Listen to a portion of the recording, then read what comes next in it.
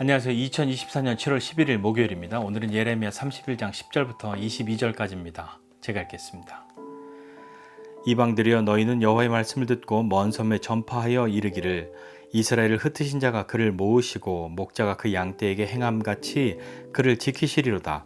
여호와께서 야곱을 구원하시되 그들보다 강한 자의 손에서 속량하셨으니 그들이 와서 시온의 높은 곳에서 찬송하며 여호와의 복 곧 곡식과 새 포도주와 기름과 어린 양의 때와 소의 때를 얻고 크게 기뻐하리라.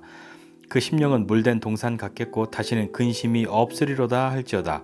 그때 처녀는 춤추며 즐거워하겠고 청년과 노인은 함께 즐거워하리니 내가 그들의 슬픔을 돌려서 즐겁게 하며 그들을 위로하여 그들의 근심으로부터 기쁨을 얻게 할 것임이라.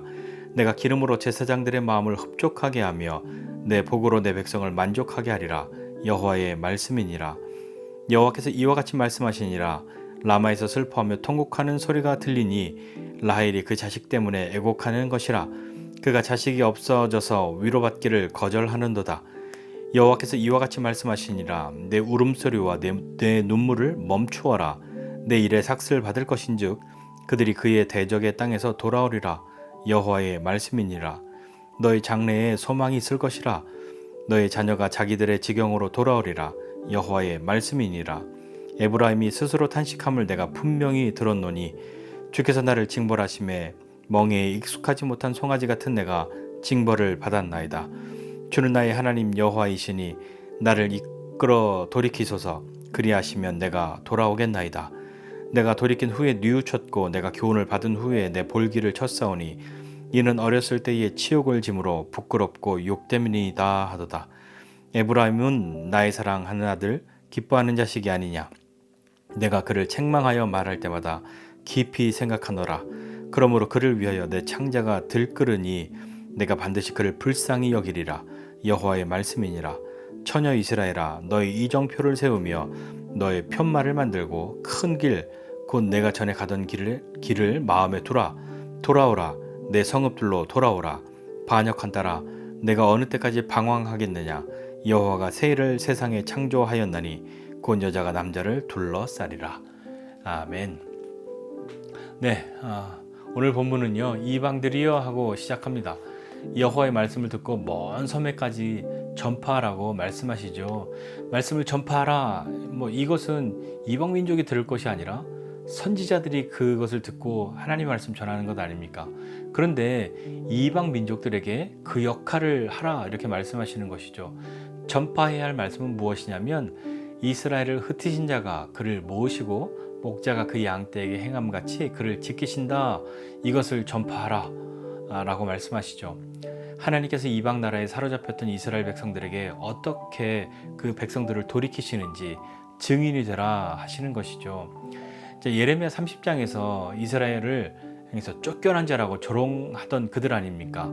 사실은 그들이 쫓겨난 자가 아니라 하나님의 돌보심을 받는 하나님의 언약 백성이라는 것을, 그래서 하나님께서 다시 돌아오게 하시는 것을 보게 될 겁니다. 그들을 돌아오게 하실 때에 그 땅에서 풍성함을 거둘 것이고 슬픔과 근심으로부터 기쁨과 찬양을 하도록 그렇게 하실 것이죠.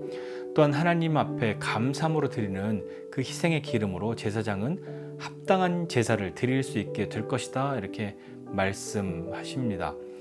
포로를 돌이키실 때의 기쁨과 환희의 그런 찬송을 이야기하는 것에서 갑자기 15절 이하는 슬퍼하는 통곡 소리가 나오죠.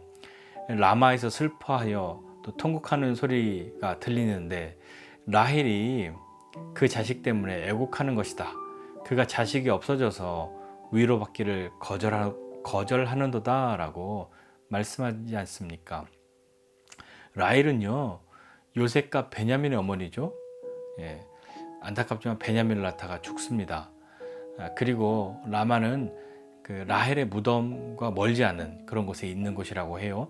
라헬이 그 자식 때문에 울고 자식이 없어져서 위로받기를 거절했다라고 하는 것은 요셉과 베냐민이 속을 썩였다 그런 것이 아니라 그들이 포로로 끌려갔다는 말이죠.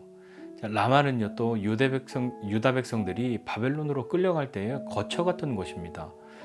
예레미야도요 포로로 끌려가다가 라마에서 풀려나기도 하지 않습니까? 라헬의 무덤 곁을 지나서요 포로로 끌려갔으니까 라헬의 울음과 눈물은 라헬의 후손들인 북왕국의 멸망과 포로됨에 대한 것이 아니겠습니까? 너무나도 슬프기 때문에 위로받기를 거절했다. 어느 것으로도 위로할 수 없었다라고 그렇게 표현하는 거죠. 생각해 보십시오. 무엇으로 자식을 잃은 것을 위로할 수 있겠습니까? 그때 여호와께서 말씀하십니다. 내 눈물을 멈추어라. 내 일에 삭슬 받을 것이다 라고 말씀하시는데, 그것은 그들이 대적의 땅에서 돌아오는 것이죠. 자식을 빼앗겼는데, 포로가 되었는데 그들이 돌아오는 것 말고는 그 어떤 것으로도 사실 위로가 될 수 없는 것이지 않습니까? 그런데 라헬에게 내 울음소리와 내 눈물을 멈추어라 하시는 그 말씀에서 하나님이 어떤 일을 하실 것이다 하는 것이 보여지는 거잖아요. 이 말씀 보면서 예수님이 하셨던 것이 또 하나 생각나는데, 예수님도 나인성 과부에게 울지 말라라고 하셨던 것을 기억하십니까? 하나밖에 없는 아들이 죽습니다. 그 아들의 장례를 치르는 과부의 마음, 어떤 마음이겠습니까? 어떤 것으로 위로할 수 있겠습니까? 아무것도 위로가 될 수 없죠. 예수님은요, 그 여인을 향해서 울지 말라라고 말씀하십니다. 그리고 아들을 살려주십니다. 라헬에게도요, 하나님 울지 말라 이렇게 말씀하시고 위로받기를 거절한 그녀에게 자식들이 대적에게서 돌아오는 것으로 하나님은 위로하시죠. 그것이 소망이니까요. 또 에브라임은요, 자신을 멍에 익숙하지 않은 송아지다 이렇게 표현하고 있습니다. 에브라임은 또 요셉의 둘째 아들이지 않습니까? 요셉은요, 라헬의 아들이었고요. 이제 여기서는 에브라임은 북왕국을 의미한다고도 볼 수 있습니다. 에브라임이 하나님으로부터 징계를 받았지만 그 징계 가운데서 다른 것으로 가는 것이나 하나님을 오해한 것이 아니라 하나님의 그 징계를 받고 돌이키는 거죠. 주는 나의 하나님 여호와이십니다 라고 그렇게 고백하지 않습니까? 그 징계의 시간들을 통해서 자신의 어떤 그런 부끄러운 삶을 돌이키고 하나님께로 돌아가겠다고, 나를 이끌어 돌이키시면 내가 돌아가겠나이다 라고 그렇게 하나님 앞에 구하지 않습니까? 이렇게 마침내 하나님께 돌이킬 때 하나님은 하나님의 마음을 나타내십니다. 에브라임은 나의 사랑하는 아들, 기뻐하는 자식이 아니냐. 내가 그를 책망할 때마다 깊이 생각함으로 내 창자가 끊어지는 것 같은 한없는 안타까움과 아픔을 갖고 계시기 때문에 반드시 긍휼히 여기시겠다고 그렇게 말씀하십니다. 마치 우리가 잘 아는 탕자의 비유에 나오는 그 아버지 있지 않습니까? 재산을 받아 떠난 아들을 향해서 애타는 마음으로 기다렸던 그 아버지의 마음이 창자가 끊어지는 것 같은 그런 마음이었단 말입니다. 하나님은 징계 가운데 있을지라도 에브라임을, 또 그 백성을 생각할 때마다 창자가 끊어지는 것 같은 그런 아픔이 하나님께도 있는 것이죠. 하나님의 긍휼하심이, 우리를 긍휼히 여기심이 없다면 우리는 어떻게 되겠습니까? 자, 라헬의 통곡 소리에 장래의 소망을 선포하셨고요. 에브라임이 심판의 고난 속에 탄식하는 것을 보시고 돌이키는 것을 보시고 그를 나의 사랑하는 아들, 기뻐하는 자식이라 하시며 반드시 긍휼히 여기시겠다고 그렇게 말씀하지 않으십니까? 또한 처녀 이스라엘을 향해서는요, 포로 귀환을 약속하십니다. 이정표를 세우고 편말을 만들어서 전에 가던 길을 마음에 두라, 돌아오라, 내 성읍들로 돌아오라 이렇게 말씀하시죠. 반역한 딸아, 네가 어느 때까지 방황하게 하겠느냐라고 그렇게 말씀하시지만 그들을 다시 회복하셔서 돌아오게 하실 것입니다. 여호와가 새 일을 세상에 창조하였다라고 말씀하시지 않습니까? 하나님은요, 언약, 하나님의 언약이 있지 않습니까? 이스라엘 백성과 맺은 언약, 나는 너희의 하나님이 되고 너희는 내 백성이 되리라. 이것은 북이스라엘이나 남유다 중에 한 곳에만 제한된 것이 아니지 않습니까? 이미 아수르에 의해서 북왕국 멸망했어도 하나님은 그 북이스라엘을 향한 그 언약을 버리시지 않죠. 예레미야를 통해서 남유다의 멸망을 계속 말씀하지만 바벨론에게 그렇게 될 거라고 그렇게 말씀하시지만 또 남유다만의 그런 어떤 멸망을 말씀하신 것은 아닙니다. 전체 이스라엘을 향한 하나님의 언약을 말씀하고 계시는 것이죠.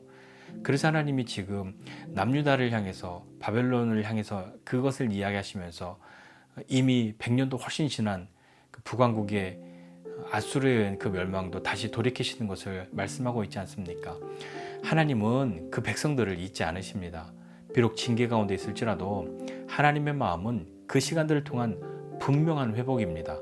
그들이 돌이키고 다시 돌아올 때 그 땅도 회복되어서 풍성한 열매를 내고 하나님과의 관계가 회복된다는 것은 또 예배가 회복된다는 것을 말하고 있는 것 아닙니까? 자, 우리 예배는 어떻습니까? 하나님과 아무런 문제가 없어요 라고 그렇게 말하면서 냉랭한 나의 예배라고 한다면 그건 한번 다시 돌아보아야 하는 것 아닐까요? 하나님과의 또 우리의 그 회복은 분명히 예배의 회복으로 나타납니다. 하나님이 받으시기에 합당한 예배로 나아가는 우리가 되기를 기대하고 소원합니다. 위로받기를 거절한 라헬의 눈물을 닦으시고 그 자식들을 대적에게서부터 돌아오게 하십니다. 그것이 그 눈물을 닦을 수 있는 위로인 거죠. 그 어떤 것으로도 위로가 될 수 없었지만 하나님은 우리의 근원을 어루만지시는 분이시지 않습니까? 돌아오게 하심으로 위로하시죠. 또한 에브라임의 탄식을 들으십니다. 그의 돌이킴을 들으시죠. 우리의 탄식도 들으십니다. 믿으십니까? 우리에게 귀를 만들어 주신 분이 어찌 우리의 소리를 듣지 않으신단 말입니까? 하나님이 징계하시는 목적은 분명합니다. 멸망이 아니라 회복입니다. 다시 하나님께로 돌이키는 겁니다. 다시 예배하는 것입니다. 징계 가운데 있는 우리를 보시고 아파하시면서 징계 가운데 있어도 아무도 그 징계 속에 있기 때문에 내 소리에 관심이 없을 거라고, 나는 버려진 거라고 그렇게 생각하고 있을 그때에도 하나님은 우리의 탄식에 귀를 기울이시죠. 그리고 들으십니다. 그것이 우리의 위로이지 않습니까? 처녀 이스라엘을 향해서 말씀하시지 않았습니까? 새 일을 세상에 창조하셨다고요. 왔던 길로 겨우 다시 돌아가는 것으로 그렇게 회복시키시겠다고 그렇게 말씀하시는 것이 아닙니다. 이전과는 비교할 수 없는 완전한 새로움으로 놀라운 일을 행하실 겁니다. 그것을 약속하십니다. 언제까지 방황하려느냐, 돌아오라 이렇게 말씀하시면서 완전한 회복으로 우리를 위로하실 겁니다. 이방 민족들에게 증인이 되라 그렇게 하신 것처럼 하나님의 백성들을 향해서 말씀하신 것을 하나님이 행하실 것이죠. 이스라엘에게 말씀하신 것처럼 오늘 우리에게도 이 일들을 행하실 겁니다. 우리의 마음을 주님께로 향하고 다른 것으로 위로 삼지 맙시다. 다른 곳에서 위로를 구걸하지 맙시다. 하나님만이 우리를 어루만지시고 우리의 탄식에 귀를 기울이시고 우리를 고치시고 새롭게 하시는 분이신 것을 믿고 오늘도 선하신 우리 주님의 도우심을 바라고 믿음으로 나아가는 저와 여러분 모두가 되시기를 주님의 이름으로 축복합니다. 기도하겠습니다. 하나님 아버지 은혜와 사랑을 감사드립니다. 하나님 세상에 많은 사람들이 위로를 찾고 위로가 될 것을 구걸하고 있는 이런 세상을 살고 있습니다. 하나님 우리의 참된 위로 되시는 주님을 알게 해주십시오. 하나님 나 이렇게 고난 가운데 있는데 하나님 무슨 나에게 위로를 주신다는 겁니까?